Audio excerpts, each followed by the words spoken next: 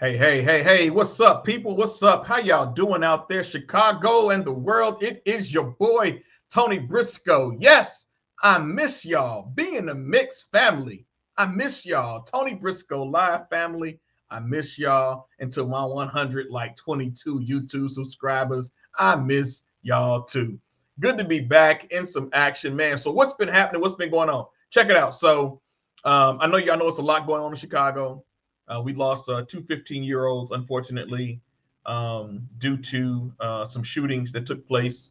I actually drove by. I went into the parking lot last night on my way home to sit in my car for a minute on 83rd Street, and it was just kind of surreal, right? Like, so when I'll say they were protests, but these were riots that happened for the George Floyd situation. And we literally cleaned up this area where this young man got killed. So after the riots, we went to clean up this area. So it was me, it was some Champs Male mentors and leadership there. And then there were some of our staff members from Gary Comer College Prep and Butler College Prep. We all just converged on 83rd Street, and we got to witness just two things.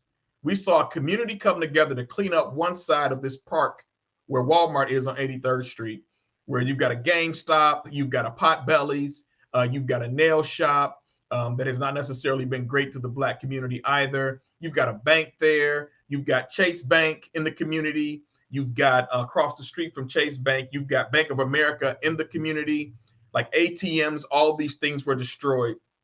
On the other end of 83rd Street, while we're cleaning up, we're seeing people like just attack Walmart like in droves. Like, they pulled up, they had a system going where they let people in and out to go and just take whatever they wanted. But anyway, like, to know that we cleaned this area up. And when I say cleaned, you all, I mean clean. Like, I'll see if I can surface pictures where you get to see how bad it was and then how it looks now. You get to see how Bank of America and Chase Bank actually put these ATMs back up in the community after they were torn down.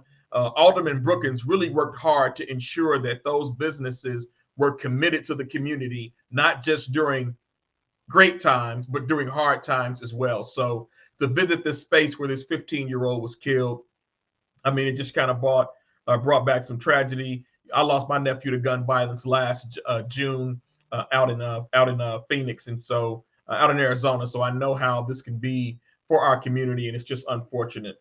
But something else great happened this week. Black is Tech Conference was this week.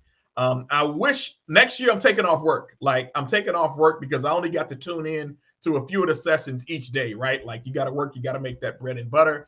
And so most of the sessions were just up while I was working and listening.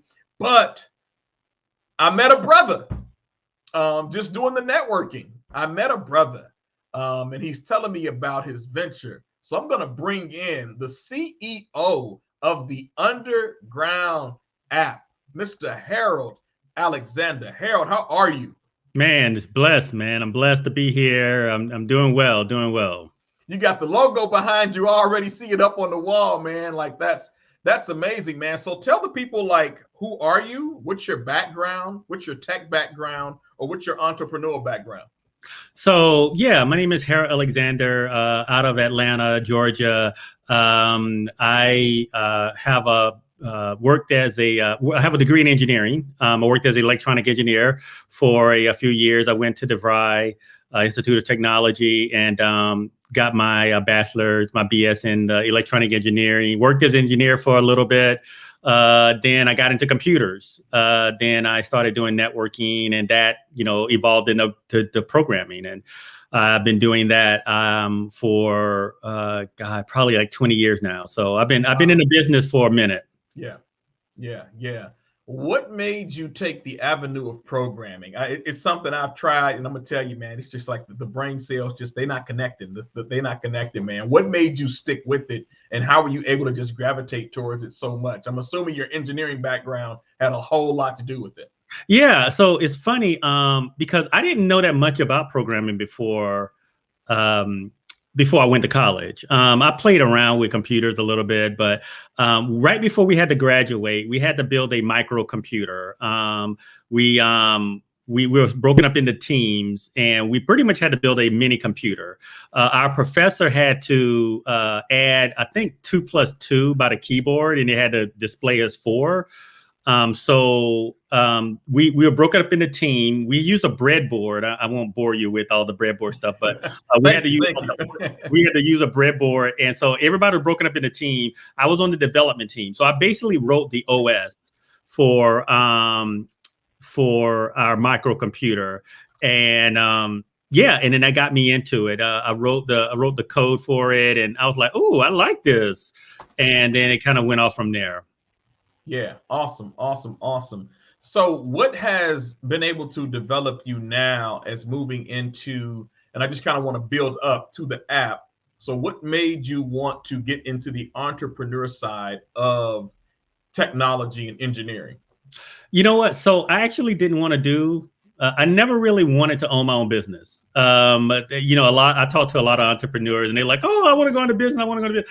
When I graduated college, my whole thing was, I'm just going to get a career job and work and do what I got to do and do that 9-to-5 thing. And I was actually looking at maybe going into robotics or something like that. But I wanted to just do, basically a 9-to-5. And then one of my colleagues, one of my classmates from DeVry, he came up to me and he's like, man, let's go into computers. And I was like, why would I want to go into the computer bit? Now, this was, I'm dating myself, but this was in 1992, 93 type area. And so computers were just becoming popular, right? There wasn't a computer in every home at that time. And people were kind of coming in. And so he came up to me. He was like, let's go into computers. And I was like, ah. So he gave me this book, and I still have it to this day. He gave me this book on how to be a computer consultant. And I read it. And I was like, you know what? This actually isn't such a bad idea. So I went out and I got our first client, and it was a electrical company, and he paid me. He needed to know how to work his computer, so he paid me, I think, like $50 for like a couple of hours. Yeah, and I immediately ran to my friend's house, who we were in business with at the time, and I gave him $25. And he didn't know why I was giving him $25. But I was like, man, here's your $25. He's like, what's this for? You're like, I just made us money for the business. I did our first computer thing. He was like, really? And so and then it snowballed from there. So that's what happened. That was our first, that was where it kind of started building up and started moving. So. Yeah, no, that's awesome. I've been in IT for quite some time. I don't want to date myself either, but I got like 26 years in. And I remember the first time I'd worked with computers, but the first time I built my own computer is when I was studying for the CompTIA A+ and Network Plus. So that was in 2000. That was when I literally first built my first computers. And that thing worked, Harold, for a good 10 years, man. Wow. Yeah, it worked for a good 10 years. But you just couldn't keep it going, for so long. But I was pretty excited about it, man. So look, let's get down to the business, man. So you and I met through Blackest Tech. Right. All right. The conference has been phenomenal this week. Checked in with quite a few. Well, I couldn't say quite a few, with a couple of people. But the networking sessions I really love because there were 3 minutes. And in that 3 minutes, you either got cut off and then you showed me the extend feature. Right. I think we extended 9 minutes total. Probably around that. Yeah. So tell me about the development of this underground app that you have built and that you are designing for artists. Yeah. So I'll give you a backstory, kind of how I came up with it. So a few years ago, and I'm gonna have to date myself. This was in 1999, actually, 1999. I'm here in Atlanta. There's an area in Atlanta called Buckhead, and Buckhead, it used to be like a really clubby place where you could go club hopping.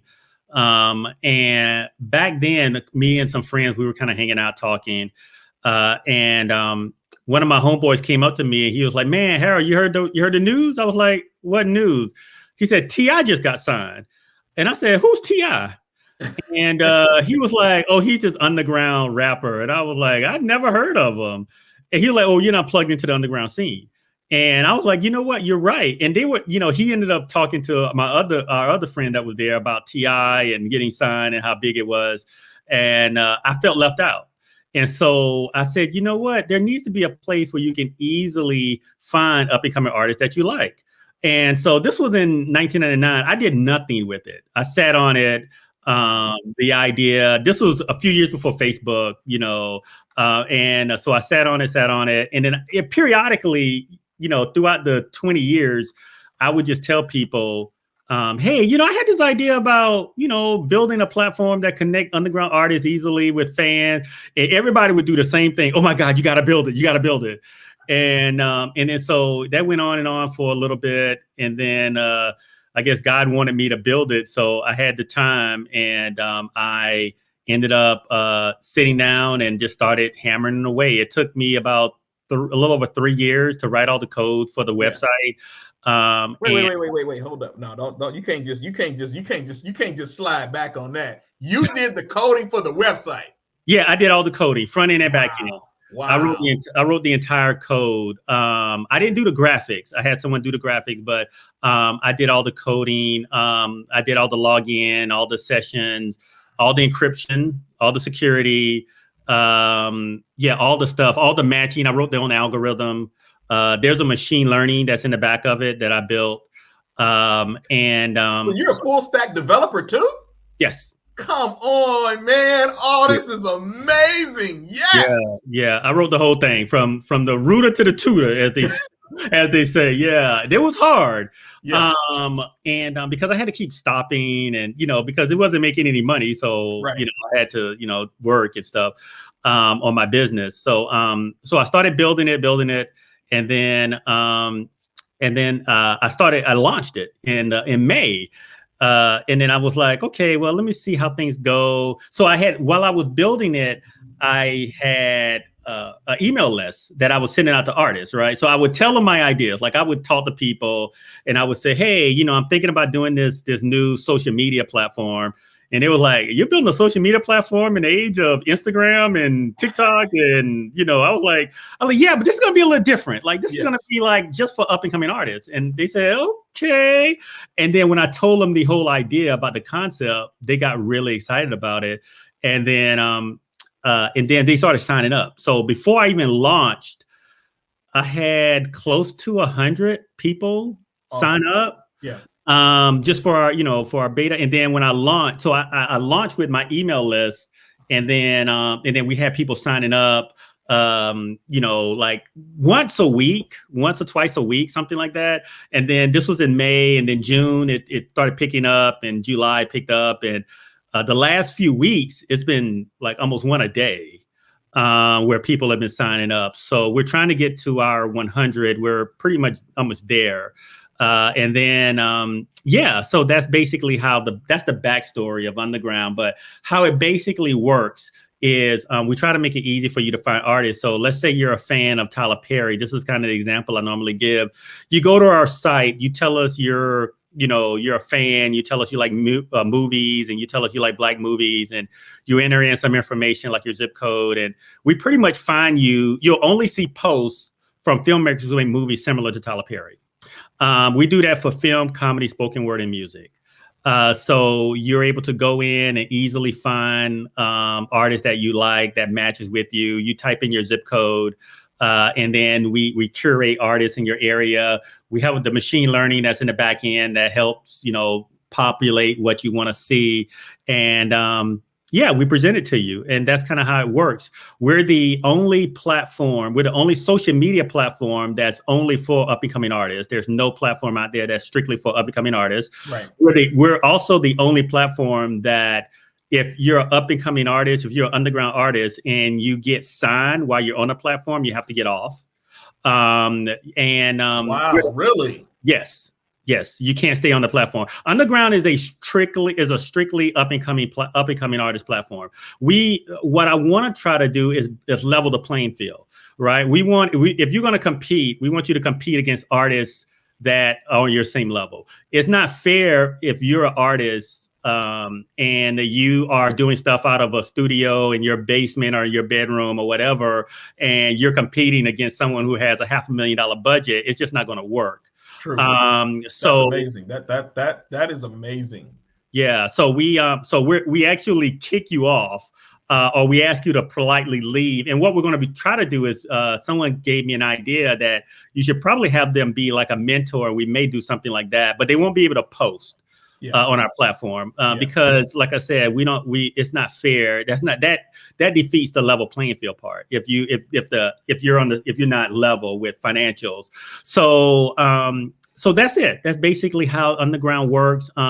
We have a couple other features, like the live feature, I think we were talking about, where one of the problems. So Underground is not only a platform to connect fans and artists, for underground artists, but we're also a platform where artists can expand their career. So one of the things we're going to be doing is, if you are an underground artist and you're performing, all artists have to announce their social media handle at the end of their performance. They got to say, follow me on Twitter, follow me on Facebook, follow me on Instagram, right? They all have to do that. On Underground, you no longer have to do that. We're going to eliminate that off of the entertainment spectrum once we get everything in place. And how that's going to work is, if you're an underground artist, you go to our platform, you sign up, you post something that you're going to be performing at this event, and you post in the date, time, and the location. And then as a fan, when a fan walks into that event, all the fan has to do is just open up the app. When they open up the app, they'll immediately see that artist's profile, all of their social media handles, plus any songs they're performing.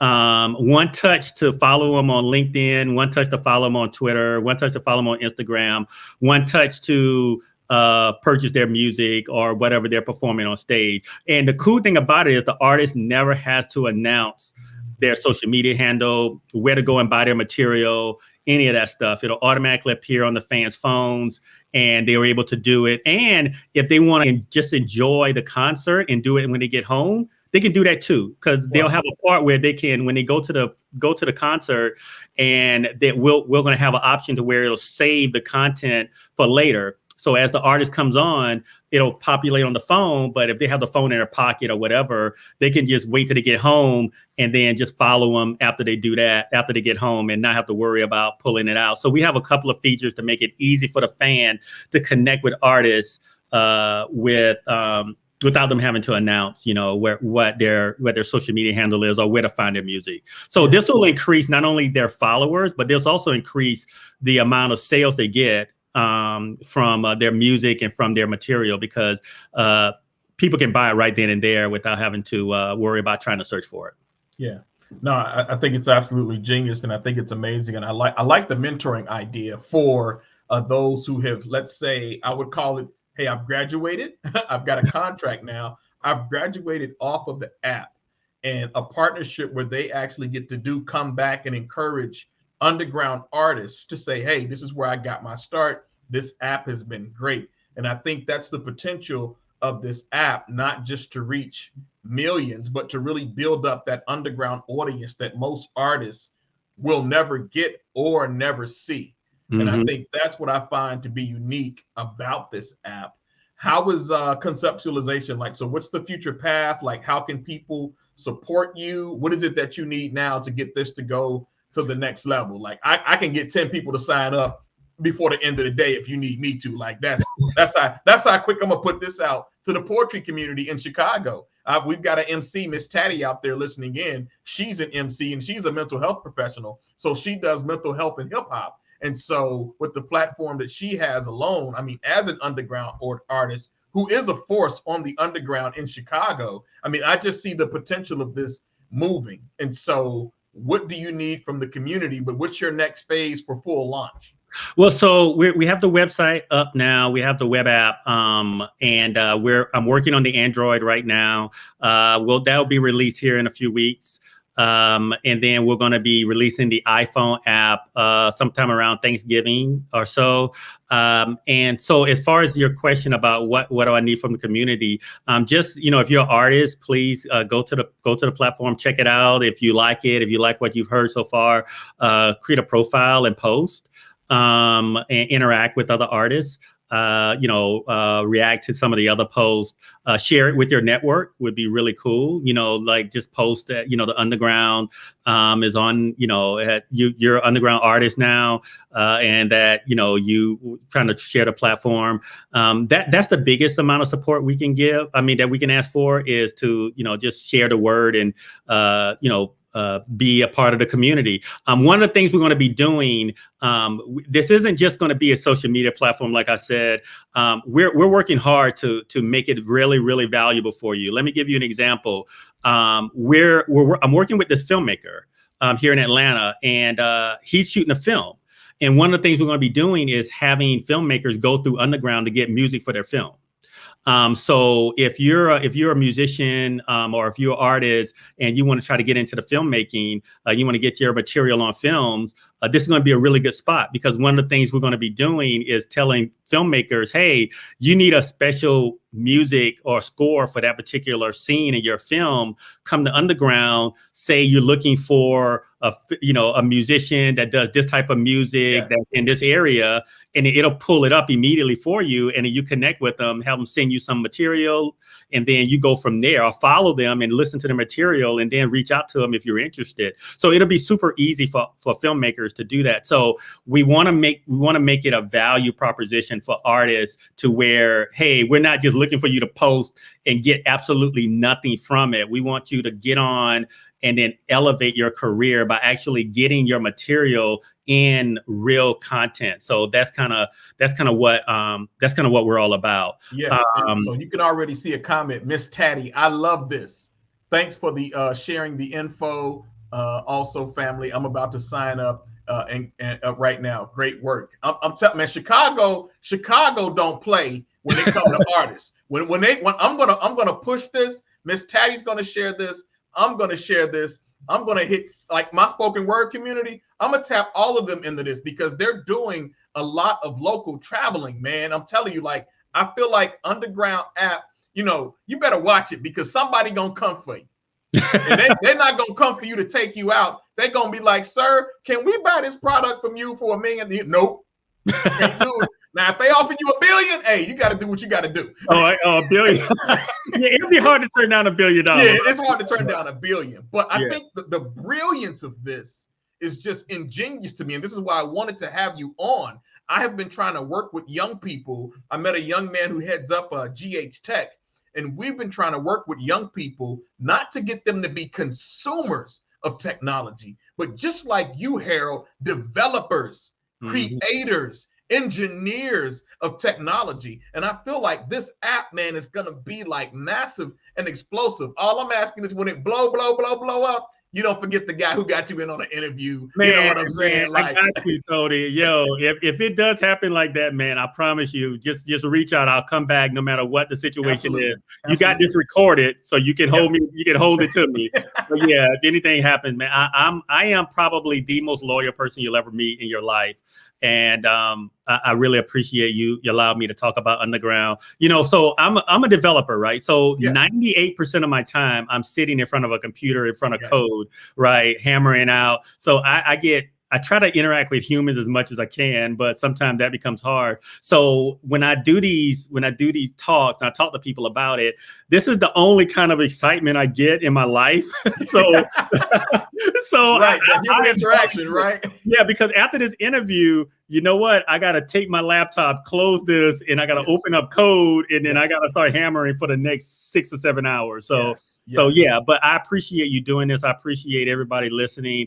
The goal of Underground is, and let me tell you one of the things about your community, the spoken word is my favorite form of entertainment. I know when I was originally doing Underground, people were asking me, could you, why did you add spoken word on there? And I said, spoken word is really one of my best, form of communication. I would go to spoken word events all over Atlanta, and spoken word artists. And so when I would tell them the first 4 categories, and you'll see you'll see in there spoken word right over there behind me right here, right? Yes, yes, I see it. I see it. So one of the reasons why I added spoken word was because I wanted to give the spoken word community a platform that's not out there right now. A lot of people don't even know about it, and I want to bring it to the massive. So that's one of the reasons why I wanted to put spoken word as a feature in Underground, because I'm a big fan. I'm a huge fan, and I love the art.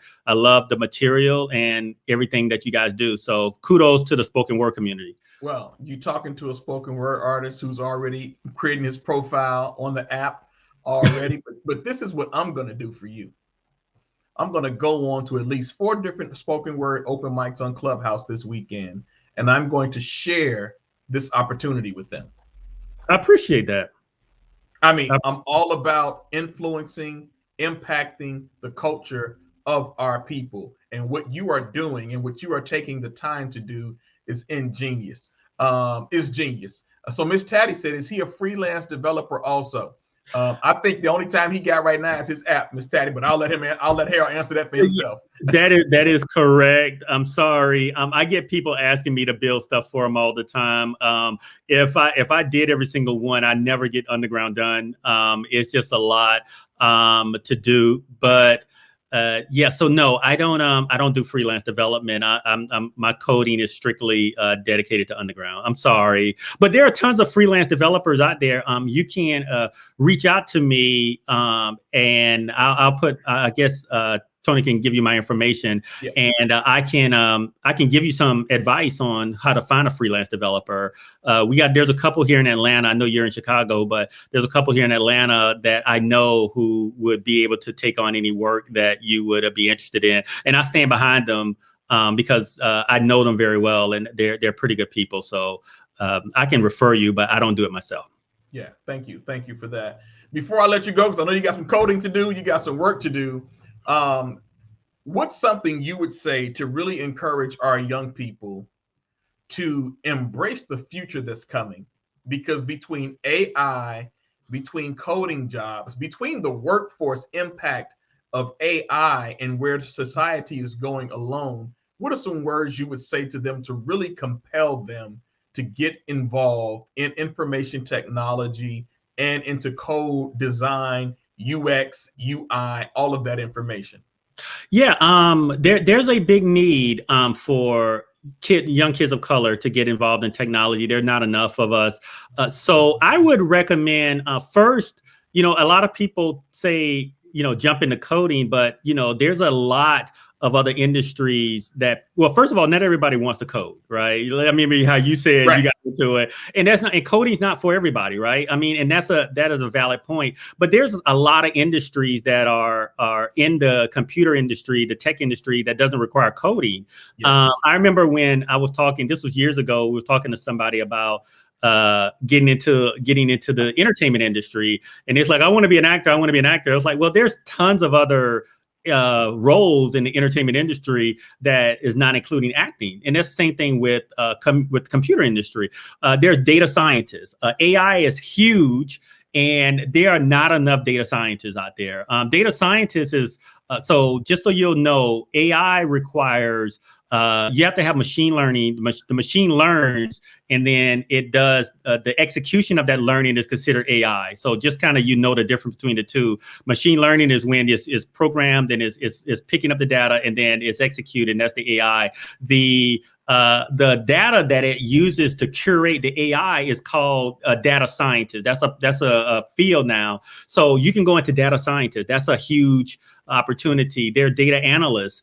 There are program managers that are in the industry. There are UI UX designers, developers. That's a good one. So first thing I would do is tell young people who are really into it, first, find your niche. Find what you love to do. Find out what's something that you really are passionate about, and then find an industry, find a area of the tech industry that matches that, and then go after that. I think it's a bad idea to force someone into an area that they just either don't like Absolutely. or they don't feel good about. So there are tons of different areas in the tech industry. Find your passion, play with different ideas, right? You don't have to have someone, if someone's telling you to do something and you don't feel that passion in it, don't do it. Just find what you love, find what you can do well, and then find the industry find the position in the tech industry that fits that, and then go after that. If you don't see one, create one, right? So if you have a passion about something and you see that this would fit in the industry, but there's no careers in the industry, create it, build one, and then go from that. So that's the recommendation I would tell the kids. No, that's beautiful and that's amazing. I've got some app ideas. I finally figured out my first app idea during the Blackest Tech Conference. So we're gonna talk sometime in the future, Harold, because I love to ping it off of you and see what your ideas are to go along with it. But I thank you for your time. Oh, we didn't tell people how to get to the Underground app, please. Oh, yeah. It's underground.app. So you just go to underground.app. That's the site. And you can sign up. If you don't want to sign up and you want to do a newsletter, we got our newsletter there at the bottom. You can sign up for the newsletter. We update it. We talk about NFTs in a newsletter. We talk about crypto. We talk about all kinds of stuff, all underground news. The only place you're going to be able to find up and coming underground news around your area. We talked about comedy and COVID. We talked about a lot of different stuff. So if you want to get information, spoken word, we have a spoken word article on our platform of how to make money from spoken word. We have this great, I put in a couple of tips about how to do it, how you can do a spoken word for up and coming tech company, and then send it to them, and then offer to do one and charge a small fee, because up and coming tech companies are always looking for creative ways. So in our last newsletter, we had a way where you could create a spoken word and then send it and actually make money off of it. So we do a lot of that stuff in our newsletter. So our newsletter is rich with information that you normally would not get. So definitely you can check it out. So you can go create a profile, underground.app. You can Google Underground app in Google, it'll come right up. And then keep a lookout for the Android and iPhone app. That's going to be really exciting, and we're really excited. And when you sign up, you'll be a part of our newsletter, even if you create a profile, and we'll tell you as soon as the iPhone and Android drops. Man, this is amazing. This is awesome, Harold. I'm so glad, one, that God has put you in my life. And thank you for you making time to come on today. And I'm looking forward to great things from this app. And I will surely be committed and stay in touch for how I can help get this app promoted out there amongst artists who are here in Chicago, and their networks can just take this and spread it around, man. Thank you for your time, and thanks for coming on to Tony Briscoe Live. I appreciate you and looking forward to connecting in the future. Thank you. Same here. You got to take care. All right. All right, ladies and gentlemen, that was my guest. He is off to do coding and programming, so I've let him go. But hey, man, what a blessed amount of rich information to share with our young people and to share with artists who are in Chicago. Underground.app. Harold Alexander, the founder, the creator, the AI intelligence, the data scientist, the full stack developer in the front and back end of the app. Please, please, please get it, spread it around, and let them know that the Android and the iPhone app will be pending for release before the end of 2021. With all that said, ladies and gentlemen, back to Chicago. Y'all know how I do. I always start off bringing something up and getting into my show and then closing out with a thought. This week, a lot of viral messages about attacks on different schools in Chicago and shooting them up was pretty dominant. All of the news, parents in a frenzy, not knowing what to do, Chicago Police Department chasing down these threats, and these have been found to be not credible. This is a different area of demonic attack. I'm just going to call it what it is. There are forces of darkness that are working overtime to keep this city and to keep our people bound and on lockdown. I encourage you to take care of your families. And for those of you who are out there who probably won't even see this video, but I'm hoping somebody in your family knows you are not living right, Get your life together. There are so many free opportunities to learn. Do you know for a $9.99 class on Udemy, you can get a job within 6 months? And I kid you not, within 6 months, probably making $50,000 to $60,000 just to get you started.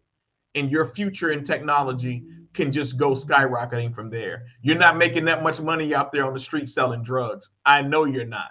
I know people who have been where you are right now. You're not making that kind of money on the streets in Chicago or anywhere else out there in this world. Unless you're one of the big dogs who's doing all the control of the smuggling and the gang kingpins, you're not bringing in money like that on the street. And you probably working 12 hours a day because you have to, because you're being told to do it by someone else. And if you don't do it, you've got consequences. And I want you to think about that. Your mom could ask you to wash dishes and you're going to give her a bad lip. But if your gang leader asks you to wash dishes, I bet you go and bust those suds. Think about that. The woman that gave you birth, you have less respect for than a gang member who will do nothing for you. They will not bury you. They will not give your family funeral expenses for you. They will not hold you in the halls of memory. They will not bring up pictures of you from a baby on up. You're not going to get that kind of love from them. I know what's out there, young people.